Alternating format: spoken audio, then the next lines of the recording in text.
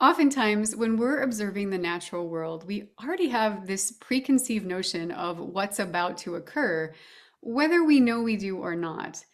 Take the pileated woodpecker, for example. Let's say that we see one of these giant birds land in the top of a dead tree.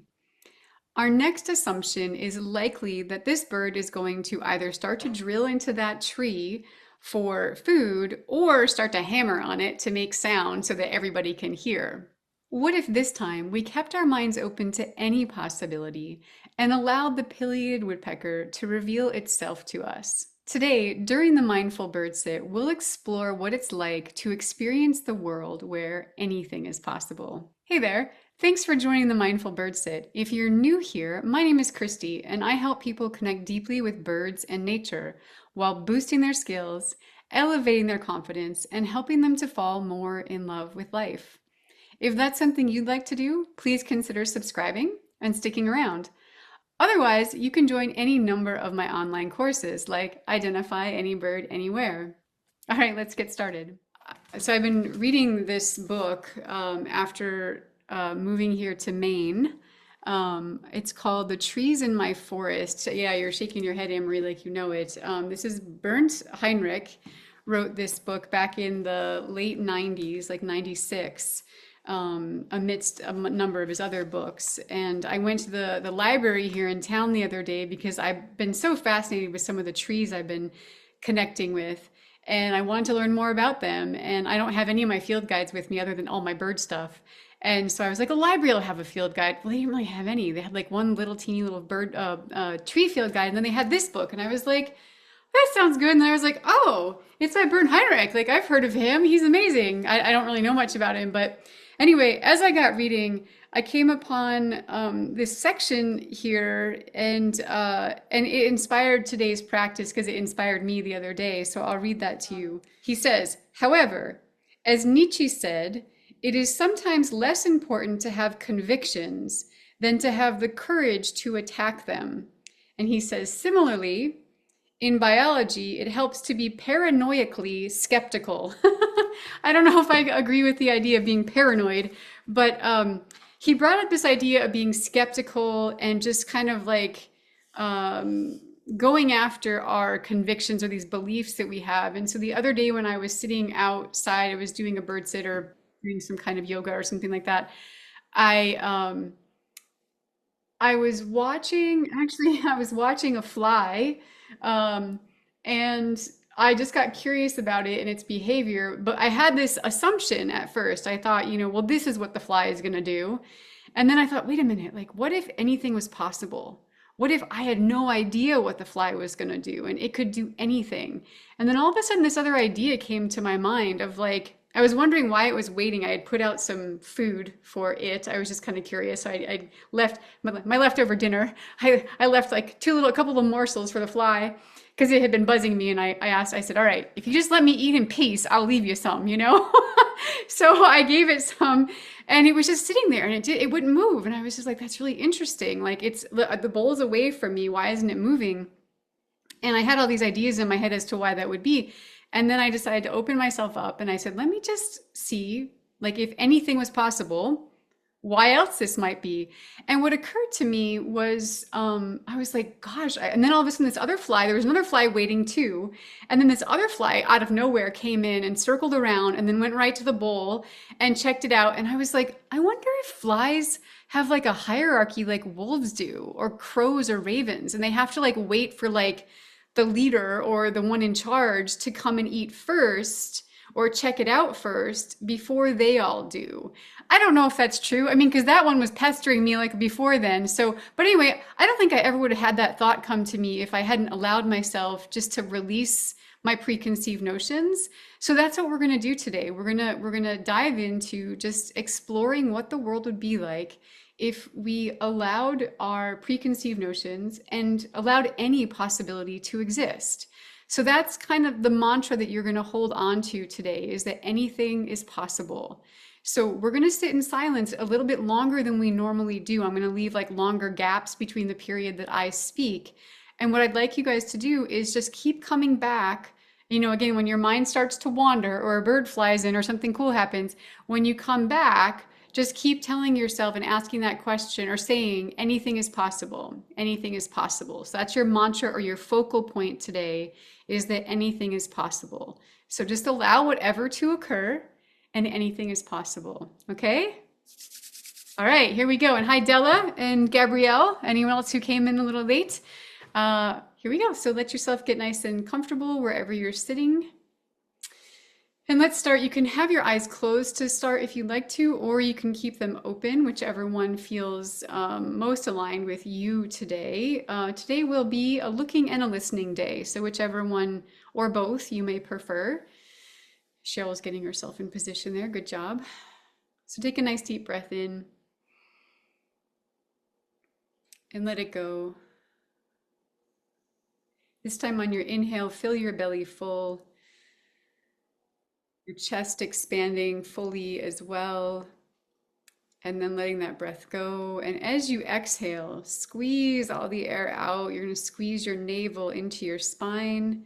Hold it for just a moment, and then inhale.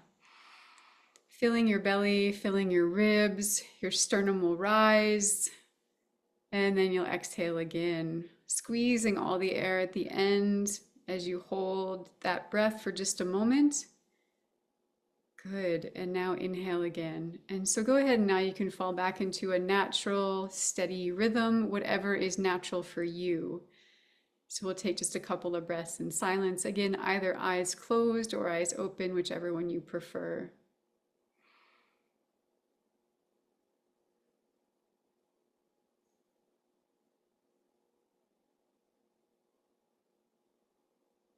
And as you breathe in, become more aware of the air that's entering your body.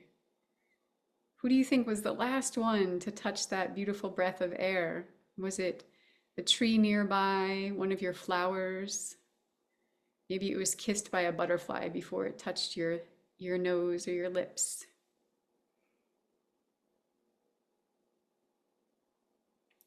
Just knowing that all of that is outside of us, all those ones who share the air with us right now, we get to have this beautiful exchange with them. So allowing their gift to you, receive that fully into your body as a clean, beautiful breath, and then exhaling, giving that gift, a different kind of gift, your own gift, back to the earth around you.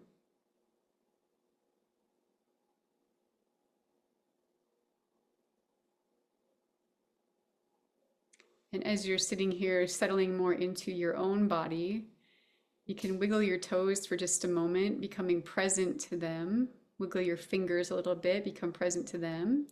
You might even roll your neck from side to side, becoming present to your neck. Your shoulders, give them a nice roll. Give some attention to your shoulders. You can feel your elbows, kind of bending them in and out or whatever direction feels good. Your wrist, you can give them a nice roll.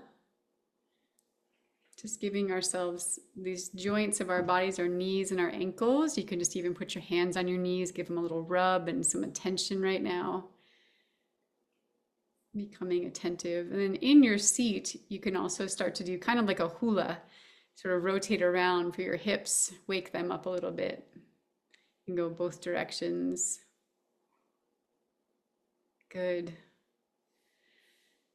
It's good to connect with our bodies, becoming present to all that they give us, all that they do for us every day, these bits and pieces of us.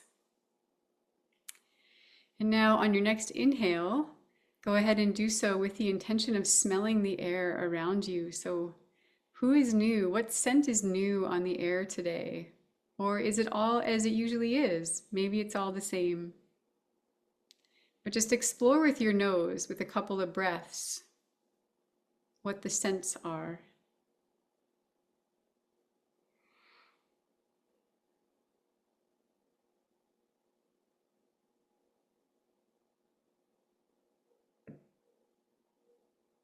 Does it make you curious about anything? Does your mind start to wander when you pick up on one of those scents? So coming back to yourself.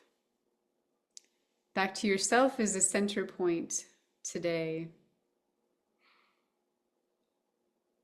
And as if you are the center of this big, beautiful spiral, we're going to begin with the sounds closest to us. So now bringing our attention to our ears and start to notice the sounds that are closest to your body.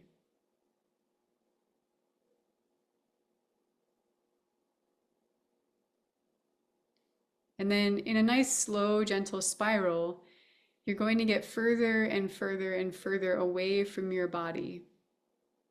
And you'll end somewhere invisible to you, somewhere that you can't even see, but you're going to send your attention out as far as you can possibly hear. But go ahead and take some time and get there nice and slowly, acknowledging the sounds along the way.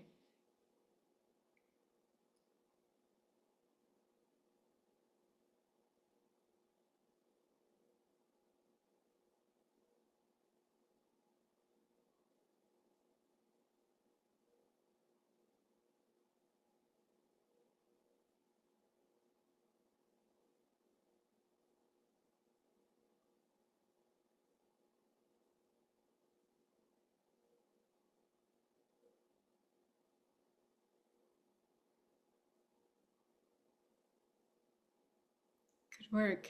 Now sending your attention as far, far, far away as you can. What's the farthest sound you could possibly hear right now?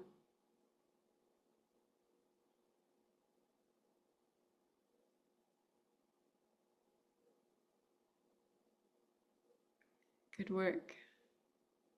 Now you can go backwards on that spiral, bringing yourself back around, noticing if there's any points on the landscape that are relatively quiet compared to others. Is there more silence in any one direction, more so than others, as you return back to yourself?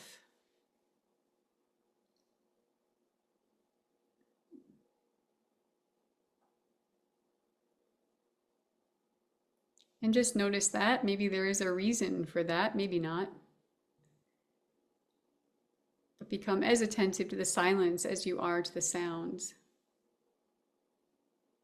Good. And now go ahead and slowly, gently start to open your eyes and allow your gaze to fall on something, just one point off in the distance. Some of you may choose something that's relatively close, like 10 feet away, and others may choose something that's further, like 30, 40 feet away. Whatever it is, just find one point to look at and to focus your attention and your eyes right now. Once you've got that locked in, you're going to slowly start to expand your vision. You can even try this in a spiral. Let's try that today. So imagine that your vision is expanding from that point in a spiral all around. And you're going to get further and further and further out in that spiral, noticing how far in each direction you can see. Remembering above and below. That's sort of the nice part about doing the spiral, is that it forces us to go in all directions.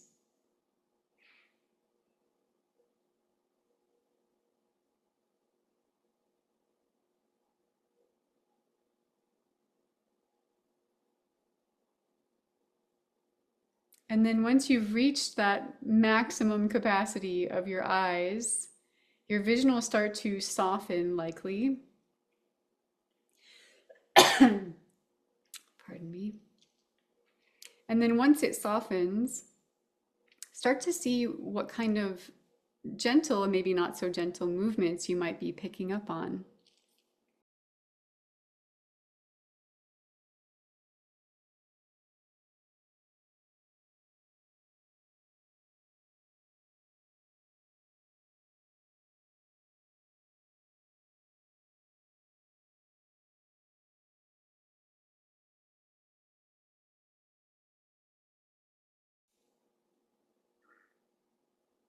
Allowing your eyes just to explore in a really soft way, not necessarily focusing on any one thing, but keeping your eyes nice and soft.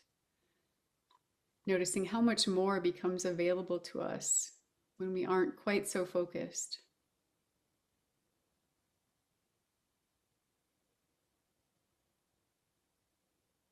Beautiful. And so now some of you may choose to keep your eyes closed for the practice. That's totally fine. And others may choose to keep your eyes open. So whichever one you're preferring this morning, because you can do this both with ears or with eyes or with both.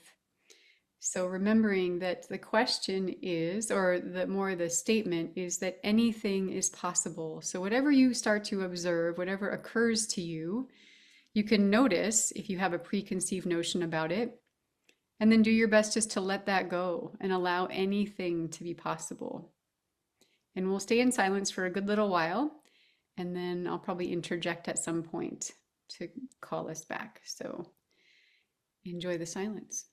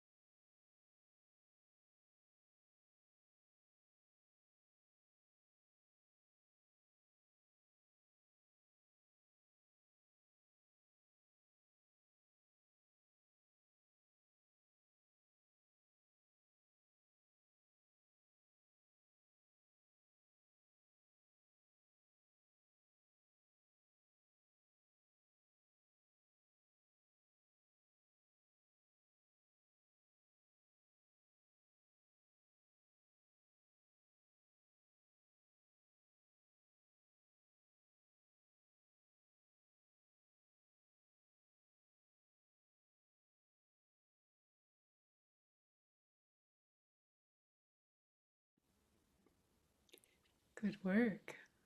So, if anyone's wrestling with this a little bit, one thing you could do is allow yourself to linger. So, there might be something that's calling your attention to it, maybe something that's drawing your curiosity, and it might be easy just to pass it by and to kind of keep looking, to keep wondering about something else. But see what happens if you just linger with that one aspect of nature that called your attention to it and allow for that possibility of anything being possible. And we'll sit in silence for another little while.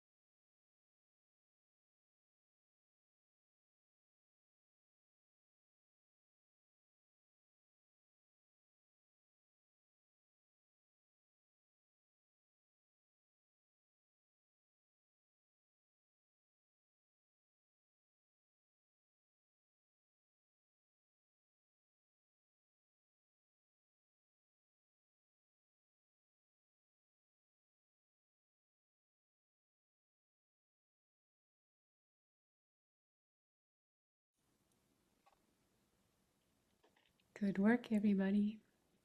So take the next minute or so and just offer gratitude or a blessing to all those ones that you connected with this morning, if you choose.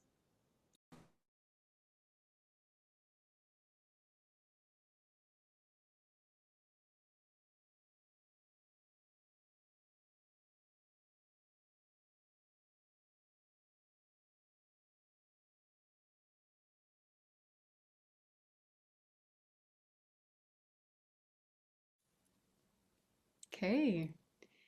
Well, looks like we got our usual crew here, so you all know the drill. Anyone who let me let Jackie back in.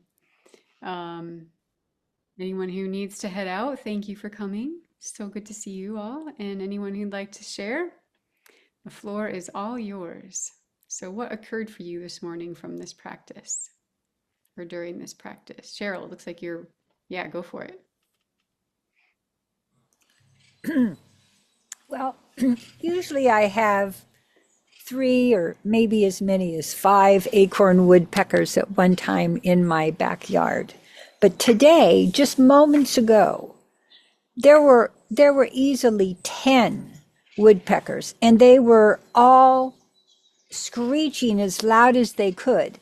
And then all of a sudden the pygmy nuthatches started making all these really, really loud little peep, peep, peep, peep, peep, peep, peep, peep, peeps all over the place. And it was as if they were having a, what did we call that in high school? A shout out, one's team and then the other team, and they're just going make whose voice will be the loudest for this period of time. And what I found was that my heartbeat started getting faster. I was breathing more quickly. I was wrapped up in this mayhem, and I had to write down mayhem, because of the acorn woodpeckers. Now they're pushy. They want the feeders to themselves. And the little teeny birds pop in and out. They take one seed and they're off. And they keep doing it despite the fact that the acorn woodpeckers are carrying on and dive bombing the feeders. I have never seen this in my yard. Now, it probably happens every day, only I miss it. But today, I was right here for it. And I have to say, it was so exciting because I always thought that the little guys lose out, but they don't. They just zoom in, zoom out, get that little seed or that little mealworm, and then they're on their way. They don't linger because the woodpeckers are so obnoxious. So that was my little bit of a surprise for me today. Wow, Yeah, 10 of them. Dang. 10. And Very noisy. was there any, and no thought is great as well, but was there any thought or anything that occurred to you with the idea of anything is possible? Oh yes, well, anything is possible. All of a sudden, I had 10 of them in my backyard Right. instead of just five or maybe seven on a really busy day. But Yeah. but mostly they live in a gulch that's over to the side of my house, Okay. and they have their trees there, and they got all their acorns there. But they come in my yard because I also have feeders, and they can bully. Yeah. I feel like it's how they kind of get their aggressions out. Okay. They come to your house. Oh man, Cheryl. Well, that's amazing. Thank you for sharing that. And again, I felt like I was right there with you in that experience. I love learning about, I don't have acorn woodpeckers around here. I've seen them just a couple times in my life, but how cool to live vicariously through you in that way. Thank you. Thank you. Yeah. Who else would like to share? Anne Marie, go for it. Well, my mind was moving to various things, but a lot of my birds were feeding in shady areas, and I go, does that mean there's more insects there? Or, because it's cooler in the shade. And then I was like, wonder what they're finding. And is it mostly grasshoppers? Do they eat the cicadas? Or I think they do. And how do they taste? I was like, do would they be good? Would they be full of protein?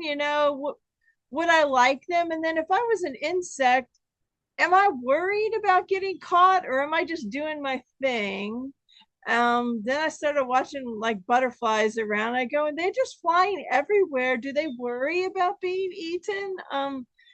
What would it be like to fly around like that and not worry about anything? So there I went. Nice, nice. That's awesome. I loved you just allowed yourself like anything to be possible. Mostly what I heard was like in your experience, like of like you being them, like you took on the possibility of what it would be like to be a butterfly or a caterpillar or any of those other creatures. Yeah. Awesome, Anne Marie. Thank you. All right. Anybody else?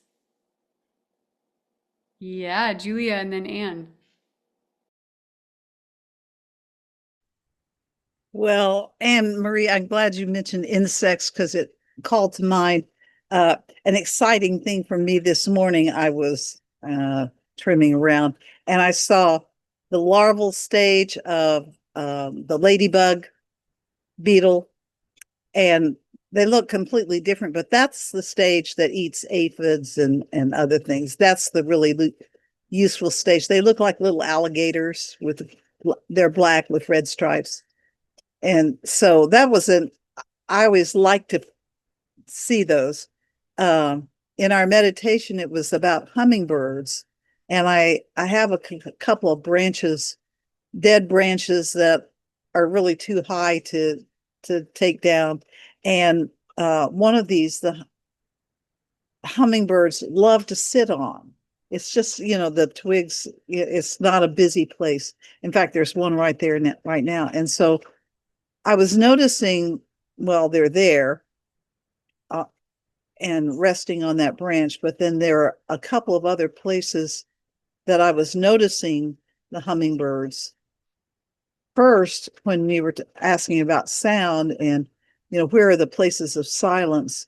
Well, when I looked out to where one place where hummingbirds like to feed, I mean, from here there's silence.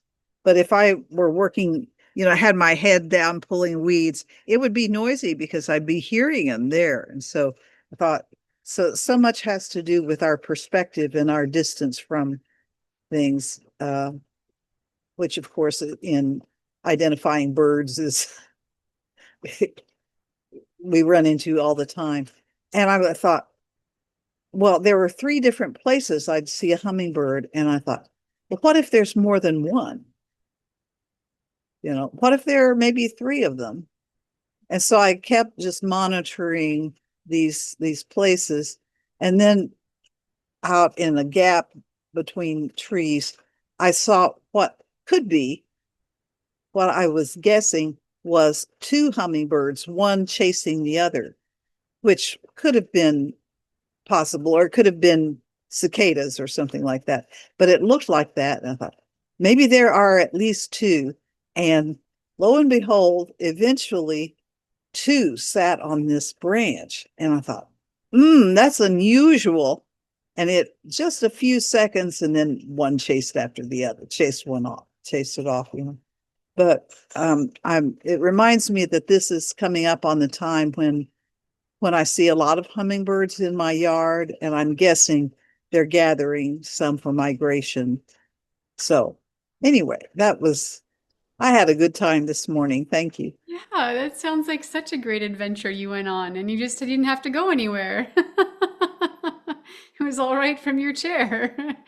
Dang, you guys are all on some good adventures. Thank you for that, Julia. And just the idea of like wondering, like maybe there's more, And here they are. There was. Sweet. Thank you. All right, let's see. Anne, you were next there. Well, I moved inside because of internet, but I live in an old farmhouse. So outside the window is and it's my excuse for not cleaning windows. I have spider webs, and this time of year they're catching horse flies. I mean, you'll see that web going like this in this horsefly. It's like, gosh, better leave them. until my husband pointed out that I could tip the windows in and it doesn't disturb the spider. I said, oh, I don't want to risk that. But that goes back to imagining, what does that spider recognize? What is it realizing? And it pretty much on this horsefly, she hasn't wrapped it up yet. And she was just there. And I'm trying to get close enough to see, is she eating? Is she sucking? Maybe she's just resting, because then she moved a little bit. Now she's moving around. So possibly she's going to be wrapping it. But she just stayed there for at first I didn't even know she was there because she was so blended in with the horsefly. But those were the questions. And then, you get down to thinking about Charlotte and the web and will she overwinter? Can they, is she going to be the one that lives in my bathroom radiator, that all winter or is she going to be the one that climbs out in the shower that I take care of? But yeah, just watching her, you had all those questions. But what if it was different than what I thought? Is she not eating? Maybe she's resting. Maybe she's laying egg. It was all those questions that you come up with. But what is different here? So guess I'm not cleaning that window for a while. No, no, no. That's awesome. What a great story with her. And yeah, I think I love where your mind went with that too, just of, it could have been easy to think she was doing one thing, but then the idea came in of like, well, maybe she's resting, Yeah. Like, who knows? Maybe she took a while this morning to build her nest. Maybe it's exhausting to catch a horsefly, to like maybe she just has to let it, chill out a little bit before she, who knows? But Yeah. I like that you just explored that question a bit more.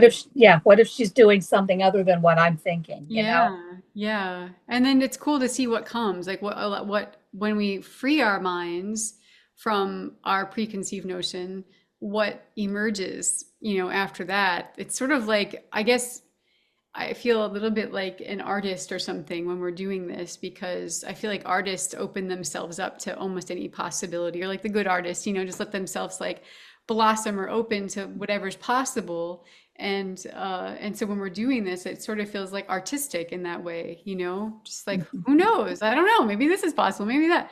When I was sitting here, too, I had a couple different occurrences, but um, one was really wild and fun in the beginning. I'll tell you the second one first. The second one was I happened to see these grasses that are taller than anything else out there, and there's just like a small little clump of them. They're just kind of like blowing in the wind, and they have like brown sort of seed heads that are like, just bending over a little bit.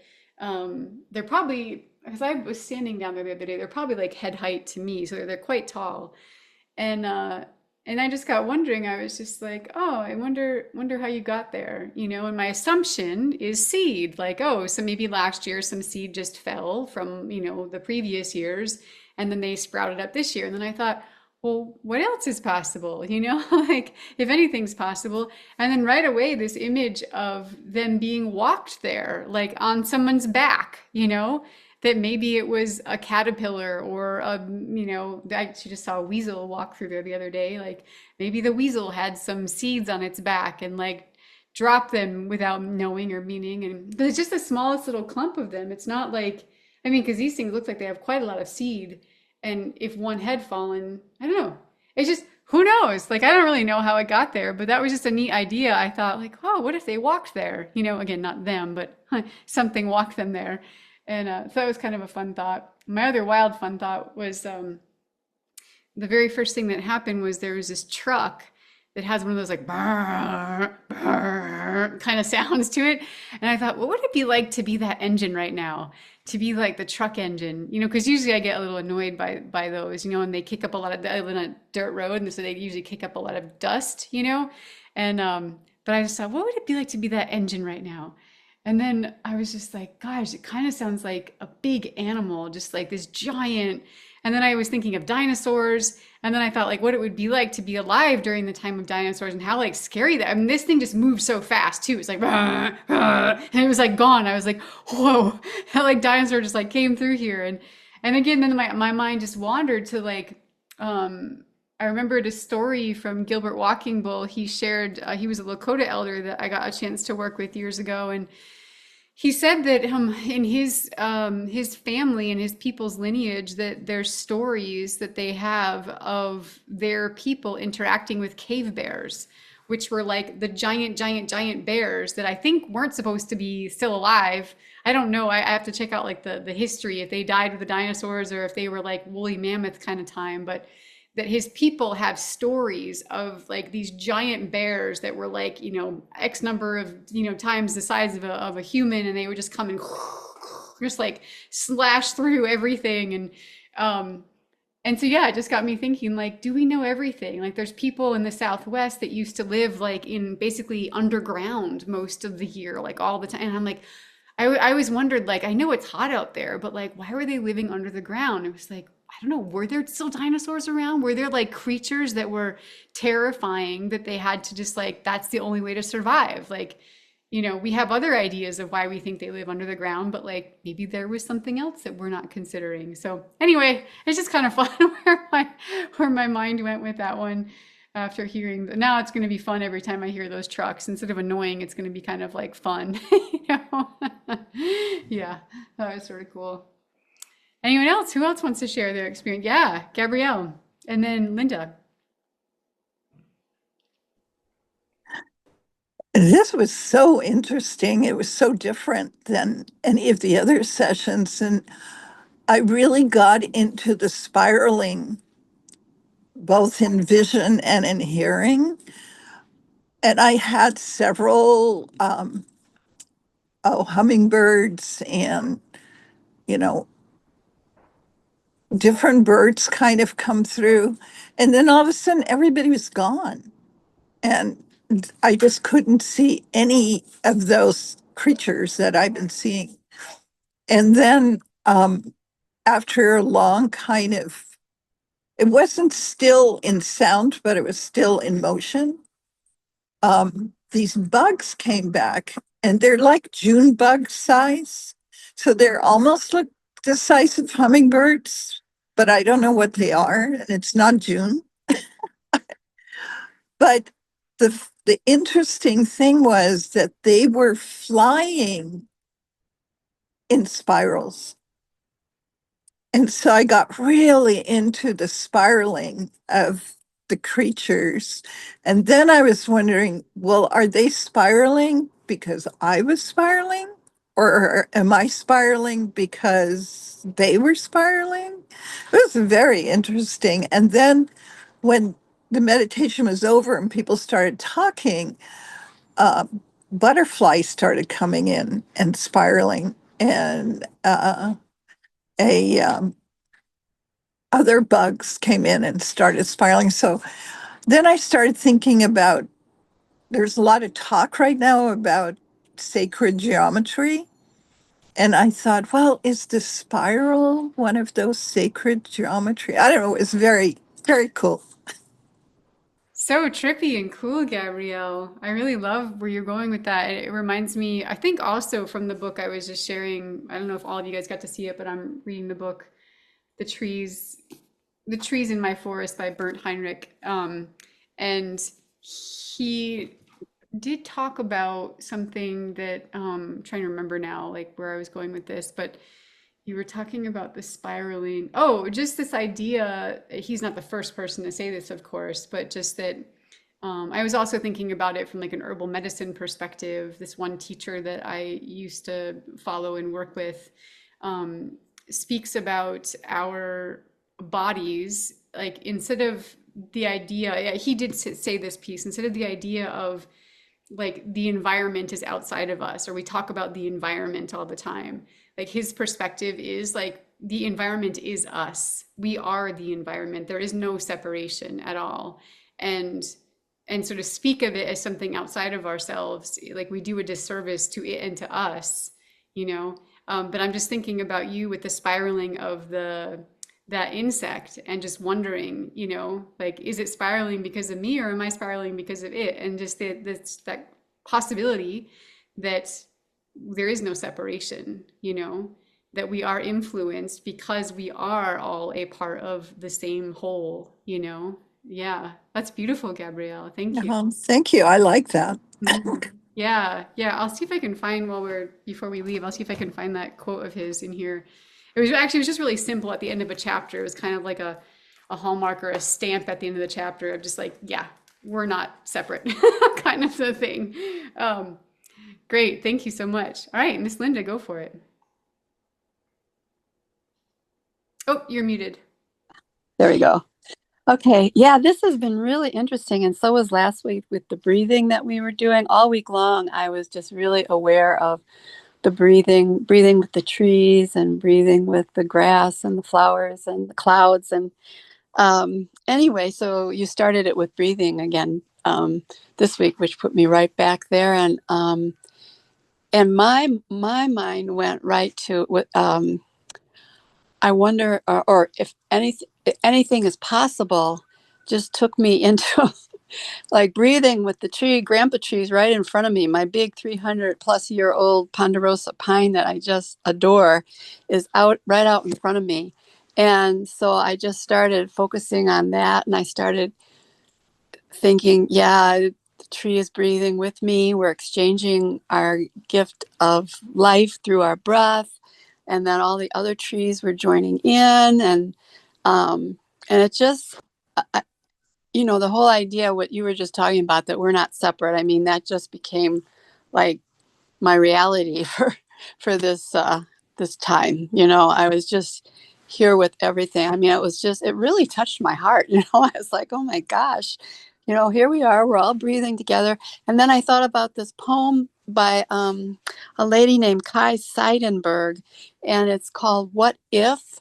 And it's like a prose poem, but it's like, what if the trees shiver with joy when we pay attention to them and appreciate them? What if the mountain is excited when we notice them and pay attention to them and appreciate their majesty? What if the flowers dance with joy when we see their beauty and it gives them the strength for the rest of the day? I just started to go with there. so so everything got a lot of attention this morning, and I just feel um, it just felt really kind of blissful. So thank you Yeah, very much. It yeah, was really, really fun. It was very interesting. yeah. I just Lots allow of that to questions. be, that's a Yes. beautiful, beautiful thing. And it's that what if question is really aligned with anything is possible, It's just Hmm. what if? I don't know, what if? Like, what if Yeah. it's possible that they could have that? Yeah, I've been thinking a lot myself about the wind and the trees, and I probably won't be hearing it for a lot longer because our leaves up here are already starting to change color. Um, but Yeah. Here. the other day, I got thinking, like I could hear, I was outside eating lunch or maybe it was dinner. I think it was dinner time, and I heard there's some aspen here and some cottonwoods and not cottonwoods, aspen and birch, and I could hear them just start to like quake and quiver, and I was like, oh, like. I think you're talking to me right now. Like, I think that there's a storm coming. Like, I think it had been really quiet up to that point, and then they just started to go, and then there was like, it was probably maybe like half an hour or something later, like just like this tiny little storm like moved through, and the same thing yesterday happened, and I thought, like, what if there is a conversation that is different than like, hey Linda, how you doing? Yeah. But like if we can tune ourselves to the voice of the world and the language of the world, then we Hmm. can learn to maybe to interpret it or to understand it, or at least to feel a part, like that lack of separation from it, that connection, that a piece Hmm. of a part of it. Yeah, yeah. I'm so happy you had that experience, Linda. Yeah. Me too. It was Or are really. having, not had, but are having that Yes. experience. Yes. Yeah, yeah. Definitely want to continue this. Just, Yeah, yeah. Blissful. yeah. Yeah, let's all have a little bliss in our lives. Hmm. Thank you for gifting us with that. Oh, you bet. Thank you. Yeah, yeah, for sure. Sweet. Would anyone else like to share? Yeah, Joy, please.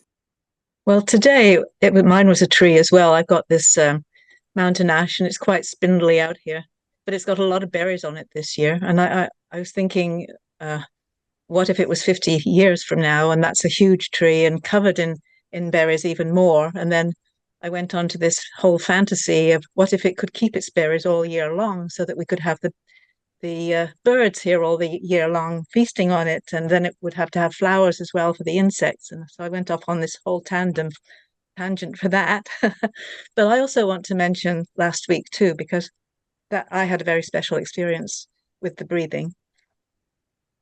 It was like this shift happened, and I was aware of everything breathing all at once, and then even more. And it was like, oh, but really, it's just one breath. I don't know if I can really explain it very well, but and I've been thinking about that all week long, and it's sort of been affecting me day to day from the whole week. So it was very powerful. So thank you very much for today and last week, particularly. Yeah, That's it. Joy, of course. Yeah. Would you mind sharing in any way like how it was affecting you throughout the week? Like what occurred for you? If you can Well, poke. I think I was just more aware of everything that's out there, and that, as Linda was saying, that we're all part of it, and you said as well, of course, we're all part of this whole. And yeah, wherever I went, I was certainly more, I think, in tune to that kind of thing. So it was very yes, this real shift, and I wasn't sure if I even wanted to say anything, but I thought that I would. So that's it. Yeah, thank you for opening yourself up in that way. Appreciate that, Joy. Hmm. Yeah, I think you've given us the gift, all of us, and Linda, for you sharing and opening up in that way, and for whoever wants to receive it. Thank you. Yeah, Gabrielle, you had your hand up, sure. And then Jackie, yeah. Oh, let me give you the button, Gabrielle. There you go.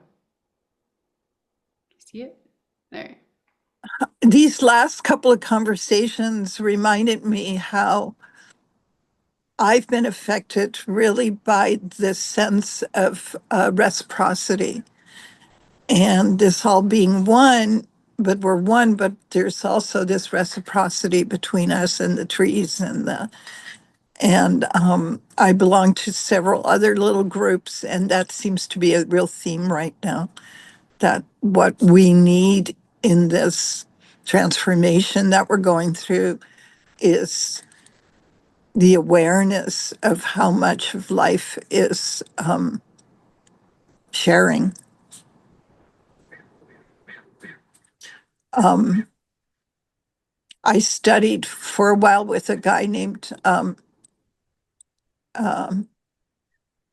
Bernstein, and he has since died. And he really talks a lot about how we need to go back to reciprocity with nature and not looking at people or nature as the other, that we're really all the same. Um, so anyway, lots of food for thought here. Thank you. Sure is. Yeah, you bet. You bet. All right, Jackie, go for it. Okay, well, can you actually hear me? Because I've Yes. been having technology problems, which is why you haven't seen me. I can't get my camera to work on my computer and on my phone. So, uh, maybe Kristi, could you stay on with me a little and help me brainstorm it? Yeah, Jackie, I don't know. That's a little bit above or beyond my Okay. technology skills. Yeah, but we can hear you. You can go ahead and share if you'd like. All right. Well, gosh, the past two sessions have just so wonderful. And I mean, as you all were sharing your experiences, I just had this childlike feeling of the Secret Garden book and who mentioned Charlotte's Web and all of that stuff and those things that just were so magical to us when we were kids. And I feel like we're all tapping back into that again. And just opening up to the natural world. So I didn't really get to do the exercise because I was clicking buttons the whole time trying to get this figured out. But I just so appreciated hearing all of your wonderful experiences. And it's like I had sort of a similar experience to Joy. And I'm so glad you shared that with us. That was, oh, and it is that sense of just being one with everything and being grateful. And it has, um, I feel like our interactions and our love and support of each other and our mind expansion together and being comfortable with each other, I think it just opens us up to experience these things. And that I want you to know that you've made an impact on me that I have been able to pass on to my community where I live. And so we've had some kind of stressful situations, as you know, humans do, trying to live together. Um, and I just had this 180 degrees turn of just realizing how much everybody does to keep this place going, and great gratitude for them. And the ones that were the most difficult, I realized needed the most thanks. And so that's where we are, is starting to thank each other more. So thank you all for that too. Wow, Jackie, that's huge. That really is Mhm. huge. Yeah, and how true, you know? Sometimes it's true in that way. Yeah, the people who are like quote unquote most difficult might actually just need the most acknowledgement or appreciation, and there's probably a good reason why they're difficult in some way, you know? And ah, what a beautiful thing that you saw Yeah, that. Yeah, and gave it too, you know, you didn't withhold. You gave that to them really like as a true gift. How beautiful. Yeah. thanks everyone. Yeah, thanks, Jackie. Thank you, Jackie. Uh, is anyone else want to share anything before? Yeah, Della, please. And then I found that quote from Burnt. I'll read to you guys before we head out. Go ahead, Della, please. Okay, I just want to say thank you to everybody for such heartfelt and deep thoughts. Um, I've been a little distracted by all the babies. I've got babies everywhere in this garden.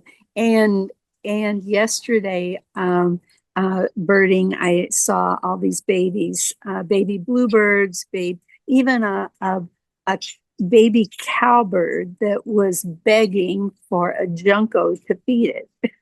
Oh, So I had to laugh. But you can probably hear all the birds. It's mayhem here, like Cheryl's. So anyway, I'm just grateful for everybody here for your sharing, and thank you so much. These sessions have been fabulous. I can't describe. I just can't describe it. You have to be here to appreciate this. Yeah, I agree. I agree. Thanks, Stella. I'm happy for you for all your babies. It's so exciting. The mayhem of babies, baby mayhem. All right, so I found the quote or this like passage from Burnt about we're all one, I suppose. I'll just read, let's see, I'll start here. Um, he said, the forest regulates the water flow from the frequent heavy rains. Oh, and by the way, like, so he actually lives just like, I think as the crow flies, maybe like 10 miles or so away from here. Like he's very close. Yeah, I know. I was like, what? He's like right down the road. Virtually. But yeah, he's in the same county as me. So it's really freaking cool. So reading this stuff, I think he's a little bit lower elevation because some of his trees I don't see up here. And I think he doesn't speak of some of the ones I have here. But anyway, he said the forest regulates the water flow from the frequent heavy rains. It prevents floods, providing steady runoff into the trout-filled streams. It used to support salmon runs. Such a forest is also the diffuse lung tissue of the earth, to which we are irrecoverably, bound. It is not our environment, it is us. And that was the end of his chapter there. But I really love that beautiful, such a forest is also the diffuse lung tissue of the earth to which we are irrecoverably, can't say that word, bound. Yeah, it's a beautiful book. I'm like in love with it so far. It's really lovely. Well, thank you so much, everybody, for your depth, for your vulnerability in sharing, and for just playing and for trying it on, and just seeing where these ideas and suggestions take you, and also for continuing with them, Linda and Joy, and some of you who played with it the rest of the week. And, it's like, yeah, that's that keeping this practice going for yourself throughout the week, even if it's just like 5 minutes, in the morning or something while you take a couple breaths and before you sip your tea, you can try on one of these. And for Jackie, for you, if you didn't hear much of this, you can always find it again on YouTube. We'll be posting it. They're always on YouTube. So I thanks. could hear you. I could hear you. I just wasn't visible, so Yeah. myself. But yeah, thanks everybody so much. Have a good rest of your day, everybody. We'll see you next time. Much love. Good luck. Bye. Good luck, Jackie. Thanks a lot.